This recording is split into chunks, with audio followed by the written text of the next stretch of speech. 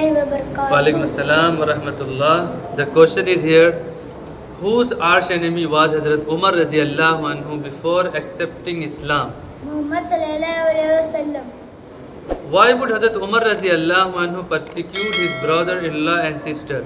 Because they impress Islam. Why did Hazrat Umar radiallahu anhu leave his house one day, na'uzubillah? To kill the Prophet Muhammad sallallahu alaihi wasallam. Na'uzubillah.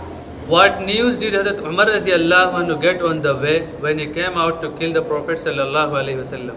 Your sister and brother-in-law had become Muslims. What did Hazrat Umar radiallahu anhu do to his sister and brother-in-law after they accepted Islam? He beat both of them a lot. When there was no effect upon sister of Hazrat Umar radiallahu anhu despite severe torture, so what did he say? Show me the surah that you are reading. What was the effect of Hazrat Umar's reading of the Quran at his sister's house? He understood to Hazrat Muhammad sallallahu alaihi wasallam is truth. How did Muslims shout at Dar Arqam when Hazrat Umar radiallahu anhu accepted Islam? By chanting takbir loudly.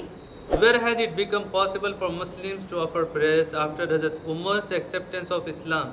In the house of Kaaba.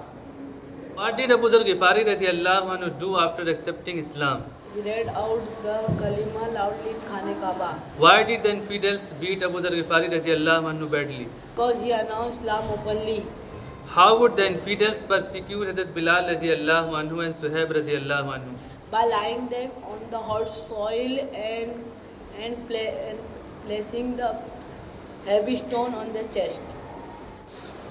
Which poor companion would be tied to a rope around the neck by disbelievers and dragged in the streets? Hazrat Bilal radhiyallahu anhu.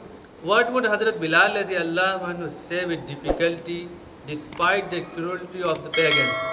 Ahad means Allah is one, Allah is one.